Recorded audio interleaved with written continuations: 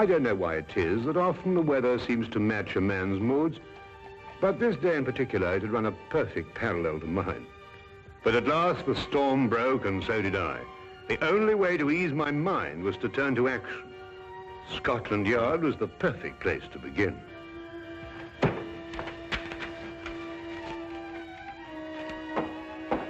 Inspector Lestrade, Wilkins, I must see him right away. I'm very sorry, Doctor. Inspector Lestrade's very busy. Will you tell him I'm here? I must see him. I'm very sorry, Doctor, but when Inspector Lestrade's in conference... Oh! You know, Dr. Watson. Ah, Dr. Watson, I'm very pleased to see you. Just having a cup of tea. Lestrade, something's happened to Holmes. He's disappeared. He's vanished. I haven't seen him for 2 days. Well, calm yourself, Dr. Watson. Calm yourself. Tell you he's disappeared. He may have been kidnapped for all I know. Oh, kidnapped, eh? Or worse. Now, look here, Dr. Watson. Just because you haven't seen him for a couple of days doesn't necessarily mean to say that he's been No, kidnapped. quite. Well, if you want any proof, you can have it. There's no time. Dr. With Watson. me. It is positively infuriating to know that something is wrong and to find a man whom you can't convince. I don't mind saying that there are times when I find myself hard put to keep my patience with Inspector Lestrade. What more evidence do you need? What man going under his own volition would leave his razor behind? Oh, he probably has another one. No, he hasn't. Come on, I'll show you something else. Look, his violin out of its case. Well, what's that got to do with it? But he'd never leave his violin like that if he thought he'd be gone long. Treats it like a baby. And these concert tickets, we meant to have gone last night. Look here, Lestrade, I've been a friend of Holmes's too long not to realize the brutal truth behind all this. Well, the evidence certainly does seem to point us... Now look, we've got to track him down as he tracked down somebody else. You mean use his own methods of deduction? Exactly. Now, the odds are that he's disappeared on some case. So the best thing we can do is to go through his correspondence and see who might have employed him. Oh, look at this. Bills, advertisements, bills. It'd have to be at the end of everything, wouldn't it? Now, what have we here?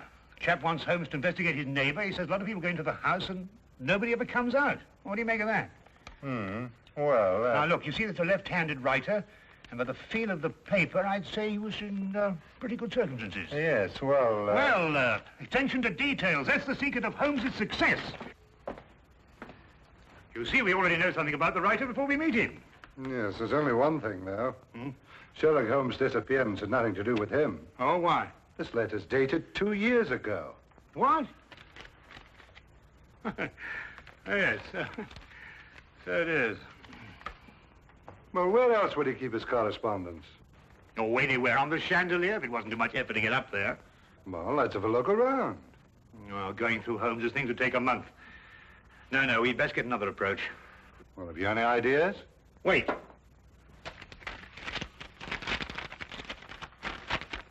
Dear sir, please call upon the undersigned at the earliest convenience on a matter of extreme urgency. Signed, John Smithson, Ye Quaint Old Curiosity Shop, 7 Bachelor Lane. It's dated 3 days ago. You know, this might be it. You're right. It is. Come on, Lestrade. Holmes' life may depend on our speed.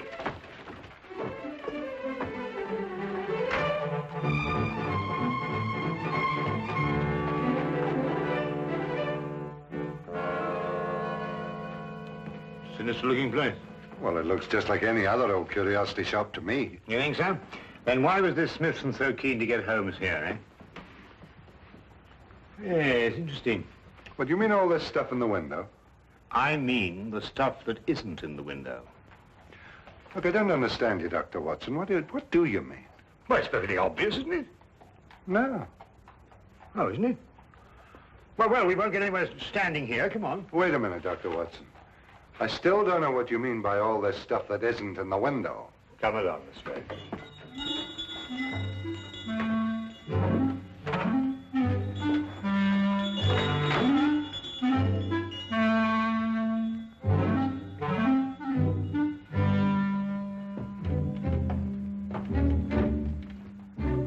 Good afternoon, gentlemen. Good afternoon. You, I presume, are the proprietor, John Smithson. Yes, that is correct, sir. That is correct. Well, I'm Dr. Watson, and this is Inspector Lestrade. We've come to inquire about Sherlock Holmes. Sherlock Holmes? Yes, a tall fellow, thin. Wears a deer-stalking cap. I'm afraid I've never met the gentleman, no. But you wrote him a letter saying you wished to see him on a matter of extreme urgency. You must be mistaken, sir. I'll take a look at this letter.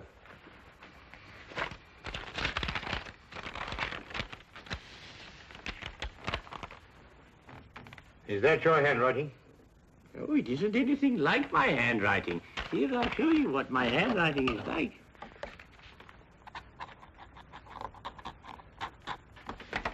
Do you notice any resemblance between the two? Well, no. Well, then who could have written it? I couldn't say. Perhaps a practical joke. At any rate, all is well here, and I'm fortunately in no need of help. Oh. Well, do you mind if we browse around a bit? Do browse indeed, gentlemen. I like to think of my shop as an oasis of tranquility in life's busy thoroughfare.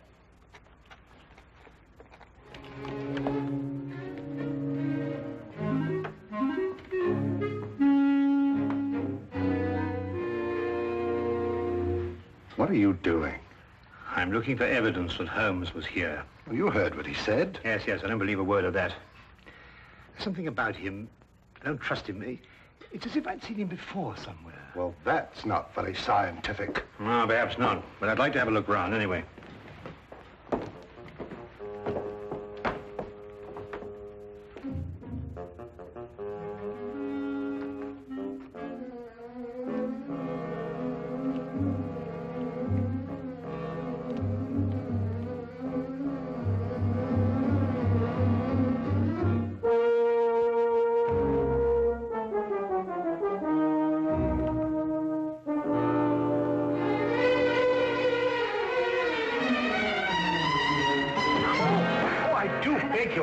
Quite all right. Oh, how clumsy of me. No, not at all. It was all my fault. I wasn't looking where I was going. Of course. Thank you. Not at all. Excuse me. Oh, charming. Charming. Yes, all right, to business.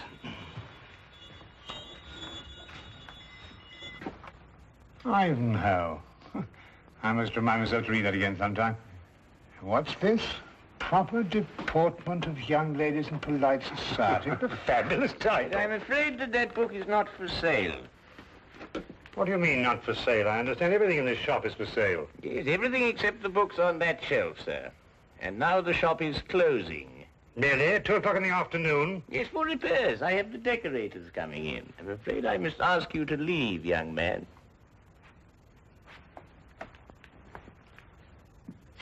Cunning old rascal. Do you see how he tried to get rid of us, Lestrade? Oh, perhaps he has got some repairs to be done. Ah, nonsense. I insist on buying that book. Been looking for it for years. The proper deportment of young ladies in polite society. Precisely. I've been meaning to read that since I was a lad. Very well, young man.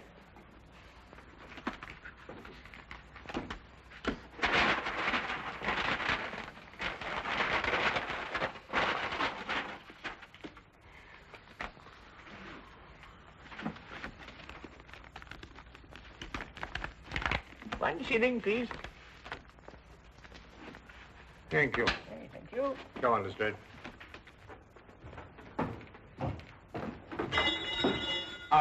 Excuse me, Governor. Not at all.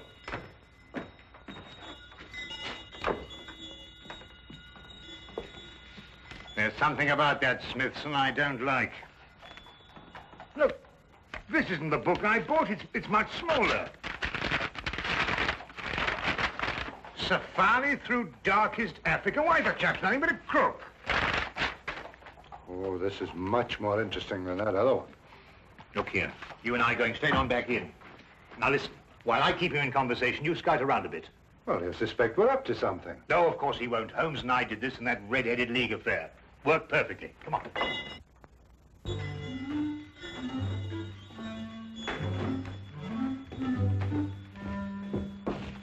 You've sold me the wrong book. My dear sir, Deliberately, if you ask me. Did I assure you Safari through... This is the book I wanted. No, that's not for sale. It happens to be a first edition, of which there are only 3 copies in existence. Proper deportment of young ladies in polite society. Now, that's the book I bought, and that's the book I... Dr. Watson. Holmes's clothes. I found them in an old pilot's chest. Oh, good Lord.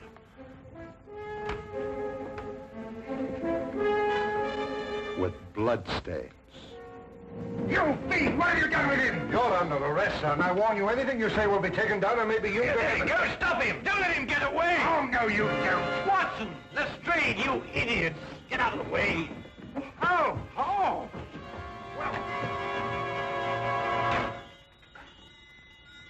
He's gone with the message. Who's gone with what message? An escaped convict with the message that woman left for him in the book.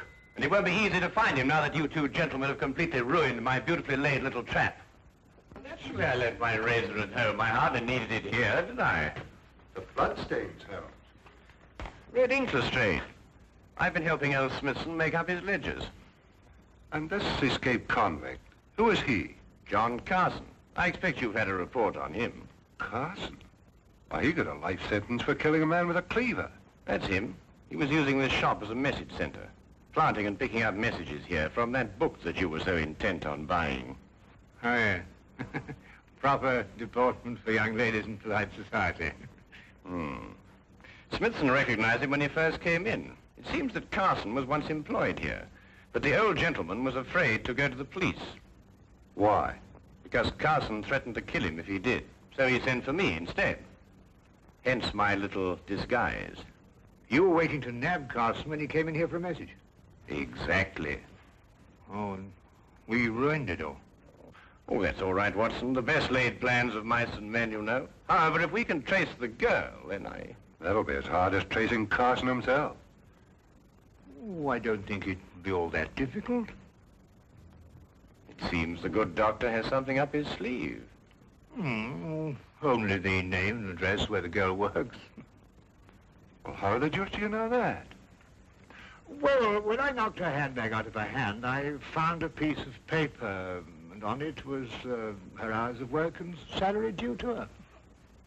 With the letterhead of the shop on the paper? Well done, Watson. Oh, it's nothing really. Pierre's dress shop, 17 Cottington Street. You know, I'd say that girl had the look of a mannequin about her. Don't you agree? Well, you know, Watson, I'm almost afraid not to.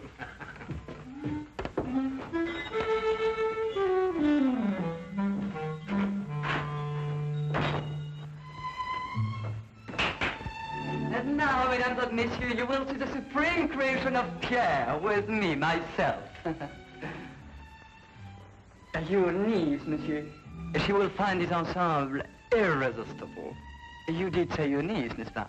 Yeah. Returning for the holidays from school in Switzerland, sir. Yeah. Oh, it's exquisite, no? Such symmetry, such subtle lines.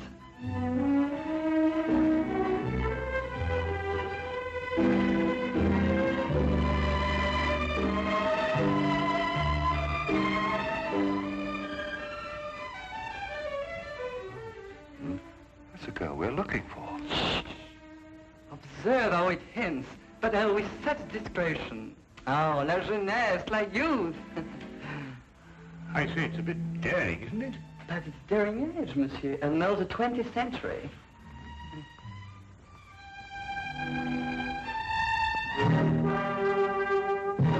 I wonder, sir, if I might have a word with the young lady in private. But... Officially, Monsieur. I'm Inspector Lestrade of Scotland Yard.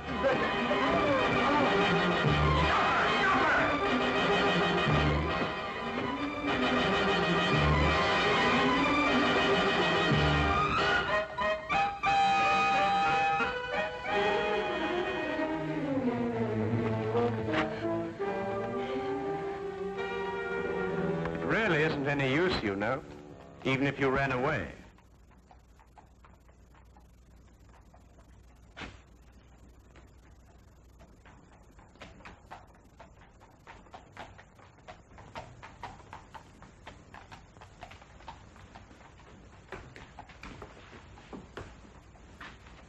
I do not understand. Never before has one of my girl acted so.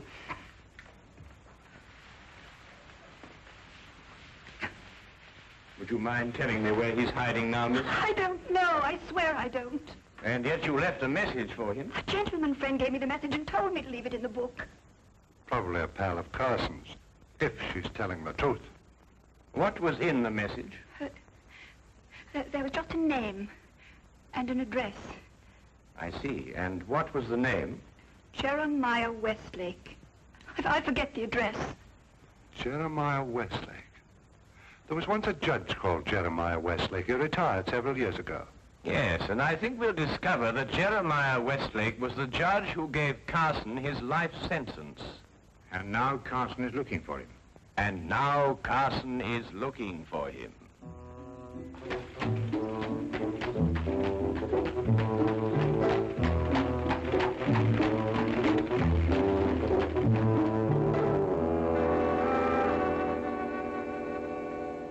Mr. Holmes, Dr. Watson, and Inspector Lestrade.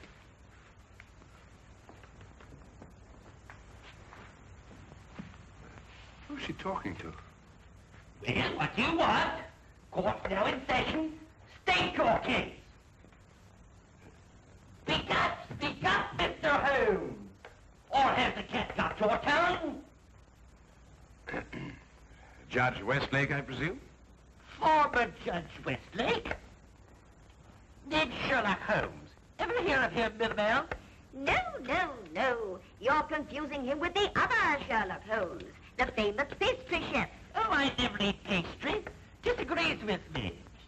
Of course, there's still another Sherlock Holmes, a third one, the famous detective. Oh, that one.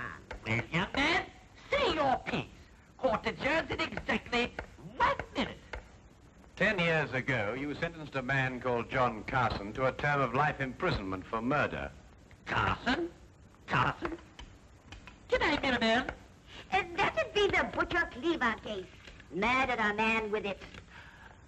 Oh, yes. Unpleasant chap, Carson, if I remember correctly. Well, Mr. Holmes? When you sentenced him, he swore to kill you. Did he? Well, what of it? They all do. Routine. But he's just escaped from prison and has learned your address. Nonsense. Bluff. Sheer bluff. Eh, Millamel? They all bluff, young man. I wouldn't sleep a wink if I believed everything they swore to do to the judge. Sleep like tops, the two of us. In bed at 10 and up at 6. This man represents a very real threat, sir. That's all. Court adjourned. Sine die. And that, gentlemen, means postponed indefinitely.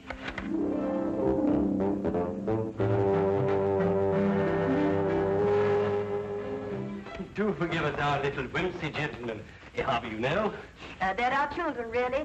We have no others, you see. It's a delightful hobby, Mrs. Westlake. About this man Carson, sir. With your permission, I'd like to place a guard in the house. Until we apprehend him, of course. Oh, dear me, no. Tumbling heaven knows what all over the place. I wouldn't hear of it, Inspector. We appreciate it, though. Speaking as a medical man, sir, knowing this murderer's mentality, I must advise you to... Sorry, Doctor, but we can't give in to idle threats. Why, we wouldn't have any law if we did. Won't you gentlemen join us for tea? Thank you, Mrs. Westlake, but perhaps another time. No, you mustn't take these things so seriously. Good day, Mrs. Westlake, and thank you. Good day, Mr. Holmes. Do come again sometime. You must see our Punch and Judy. With pleasure. All the same, sir, I'm going to station my men outside the house. Well, all right, but tell them not to step on my petunias.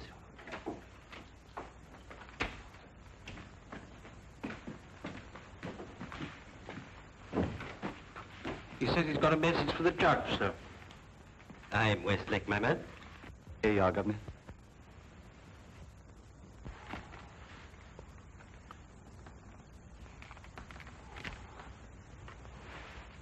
Dear Judge, I'm one of your old court attendants. I'm on me deathbed and I've got to make out me will for me little granddaughter. Will you come and help me and oblige? John Casket, 67 Clifton Road. Ever have a court attendant called John Casket, sir? Well, it's hard to say. I've had so many court attendants. Who gave you this note? Bloke on the street, sir. But he said to tell the judge he was in bed dying. What do you look like? How about this eye, sir? Thin face, seedy looking, if you know what I mean. That's Carson, all right. What's she pay you? A couple of bob, sir. Oh, there you are, sir. Just the sort of thing to send you off on an errand of mercy to your death. Dear me, I never cease to marvel at the duplicity of human nature. Can I get the 2 bob, sir? Oh, yes, yes. Oh, thank you, kindly, Captain. Well, Holmes, we've got him. 67 Clifton Road. Yes, Wilkins. Yes, sir. Get the men together. We're going to Clifton Road. Not so fast, Lestrade. This might be a ruse. Of course it's a ruse. Of another kind. To get you to abandon the police cordon round the house. Oh, I see what you mean. Oh, well, if that's his idea, he's in for a surprise. I'm going to keep the cordon here. Good idea, Lestrade. Now, don't you worry, sir. Why, I'm not the least bit alarmed, sir. I'm going to have my tea.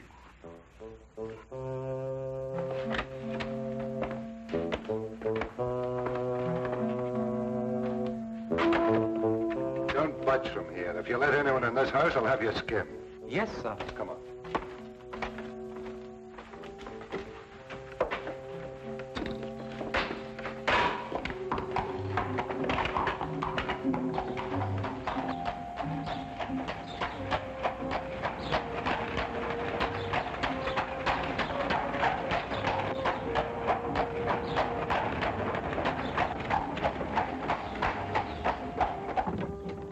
Nab him either way.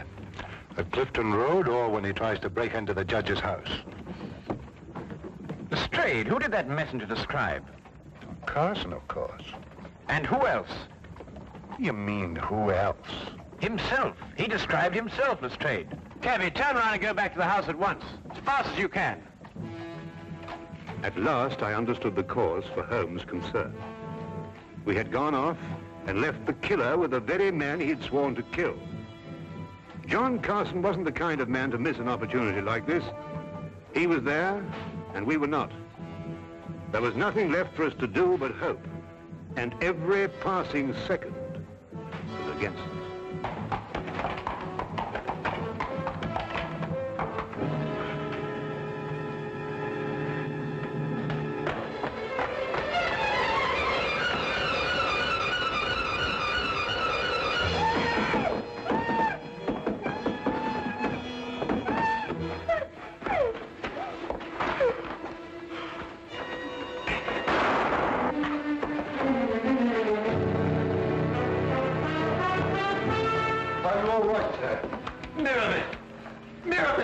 She's coming around, sir.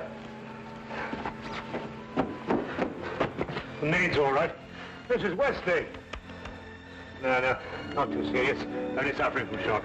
It's all right, dear. It's all over now. Jeremiah. Jeremiah, are you all right? Yes, dear. Oh, that terrible man.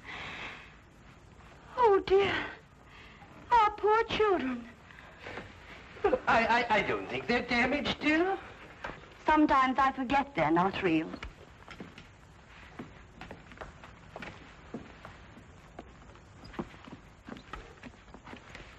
Of course we're real. We're as real as any children.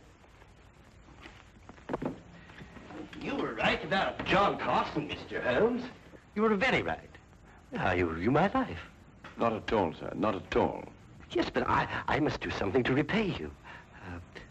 I'll teach you to be a puppeteer. A puppeteer? Yes, you'll love it. Greatest relaxation in the world. Teaches you to forget men like John Carson. Now, here. You hold the thing like this. Mm-hmm. And with this string, you move a hand. And with this, you move the feet. You pitch your voice up a little. Thank you, Mr. Holmes. Pretty good thinking. Not bad, anyway.